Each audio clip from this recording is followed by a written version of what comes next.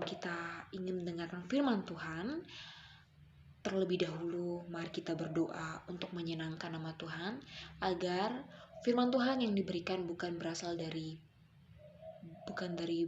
kedagingan kita, ataupun bukan berasal dari yang kita mau begitu, yang kita inginkan, tapi memang benar-benar Tuhan, Roh Kuduslah yang akan menuntun langkah kita, Roh Kuduslah yang akan membimbing, mengajari kita. Oleh sebab itu, sebelum kita mendengar firman Tuhan, mari kita terlebih dahulu berdoa kepada Tuhan. Terima kasih Tuhan Yesus, terima kasih Bapa yang baik. Kami sungguh bersyukur punya Allah yang seperti Engkau, di mana pada siang hari ini ya Tuhan masih memberikan kami perlindungan, damai sejahtera, sehingga kami masih bisa datang kepada Tuhan. Bapa yang baik, di mana pada siang hari ini kami ingin mendengarkan firman Tuhan. Biarlah firman Tuhan yang mengajari kami, biarlah Roh Kudus yang menuntun ya Tuhan Yesus, dari awal pertama sampai akhirnya. Bekerjalah Tuhan, berkaryalah Tuhan, ajari kehidupan hamba-Mu ya Tuhan Yesus, supaya apa yang ditaburkan bukan hanya sebagai pengetahuan saja, bukan hanya sebagai teori yang kami ketahui, tapi kami juga dapat menjadi pelaku-pelaku firman Tuhan. Terpujilah nama Tuhan Yesus Kristus. Kami berdoa dan bersyukur kepada Tuhan hanya di dalam nama Tuhan Yesus Kristus. Haleluya. Amin. Baik, saat ini kita langsung membaca firman Tuhan kita yang tertulis di dalam Yohanes pasal yang ke-11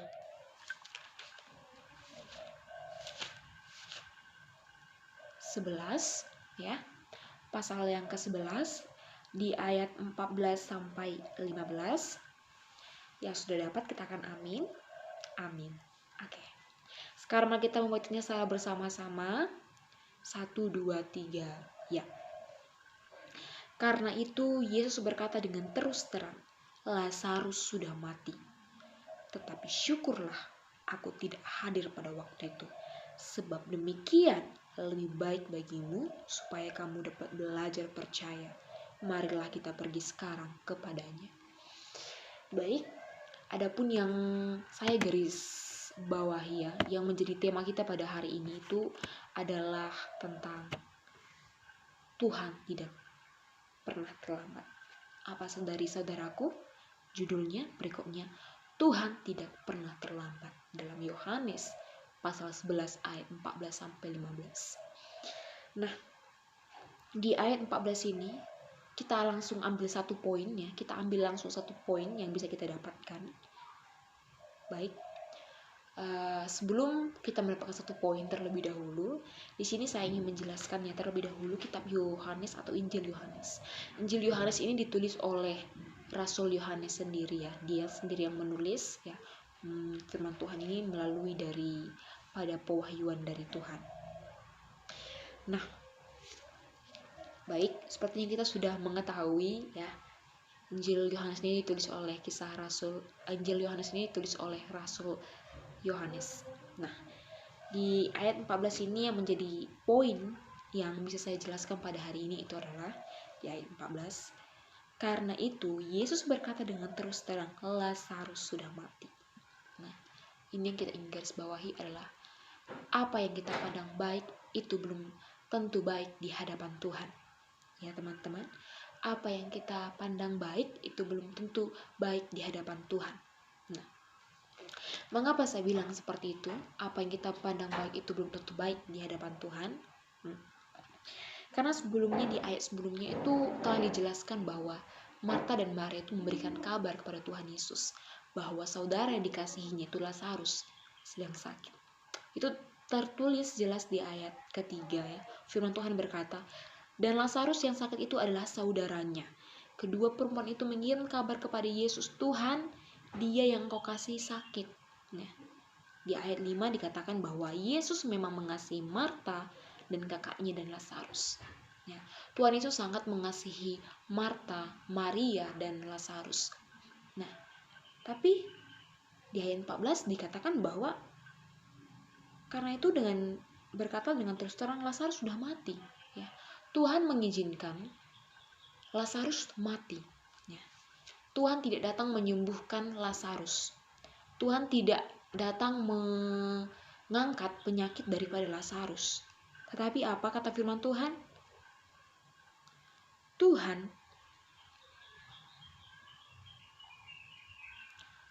mengizinkan atau ia sengaja ya tinggal 2 hari lagi di tempat di mana ia berada ya, untuk datang kepada Lazarus yang sakit.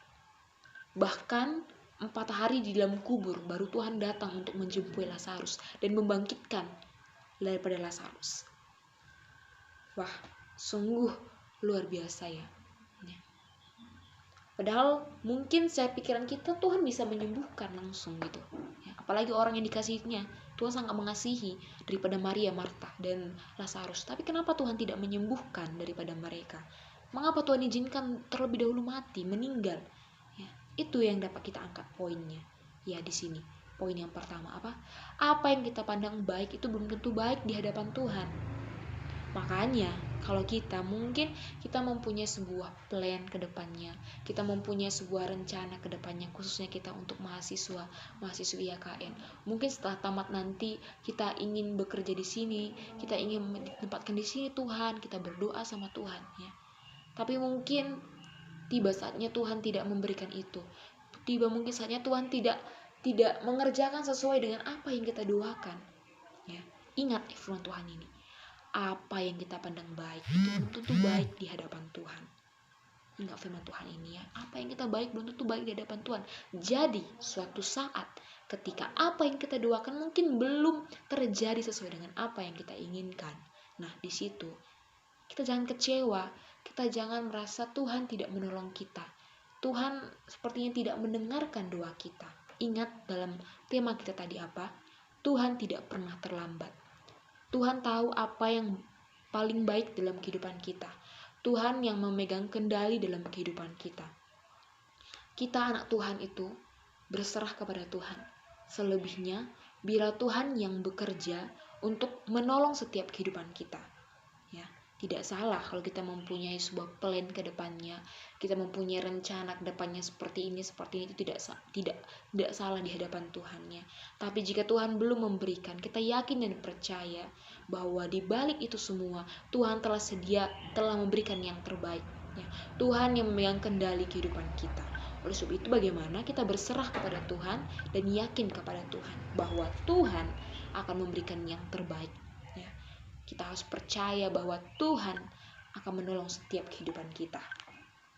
Di ayat 15 kata firman Tuhan, tetapi syukurlah aku tidak hadir pada waktu itu, sebab demikian lebih baik bagimu supaya kamu dapat belajar percaya. Marilah kita pergi sekarang kepadanya. Nah, di poin kedua ini yang kita garis bawah, yang kita perlu penting ya untuk kita terapkan dalam kehidupan kita, dan kita yakini bahwa waktu Tuhan pasti yang terbaik dalam kehidupan kita. Waktu Tuhan pasti yang terbaik. Mungkin kita pernah mendengar cerita bahwa waktu Tuhan itu tidak pernah terlalu cepat dan waktu Tuhan itu tidak pernah terlalu lambat. Tetapi waktu Tuhan itu tepat pada waktunya dalam menolong kita. Nah, sama seperti si Lazarus tadi, ya. Maria dan Marta telah mengabari Tuhan, Tuhan, saudara yang kau kasih itu sedang sakit. Tetapi Tuhan izinkan itu terjadi, ya. Untuk apa? Untuk mempermuliakan nama Tuhan. Di ayat yang keempat B, apa kata firman Tuhan? Penyakit itu tidak akan membawa kematian, tetapi akan menyatakan kemuliaan Allah. Sebab oleh penyakit itu anak Allah akan dimuliakan. Ya, melalui kematian daripada Lazarus, nama Tuhan ingin dipermuliakan. Makanya Tuhan membuat waktu yang terbaik di dalam kehidupan kita. Ya, oleh sebab itu mungkin kita, ya, anak-anak Tuhan mempunyai sebuah permasalahan. Kita mempunyai sebuah masalahan yang mungkin sampai hari ini belum ada jalan keluar gitu. Tidak ada jalan keluar yang kita temukan, tidak ada solusi yang kita berikan. Padahal mungkin kita sudah berdoa sama Tuhan, mungkin masalahnya sudah hampir berbulan-bulan atau bertahun-tahun, tapi Tuhan belum juga kasih jalan keluar. Nah, hal yang kita percaya adalah waktu Tuhan itu pasti yang terbaik dalam kehidupan kita. Tuhan mengizinkan segala sesuatu terjadi untuk apa? Untuk agar kita semakin percaya kepada Tuhan. Tiada henti-hentinya kita berserah kepada Tuhan. Itu di ayat 15 terakhir dikatakan, marilah supaya kamu dapat belajar percaya.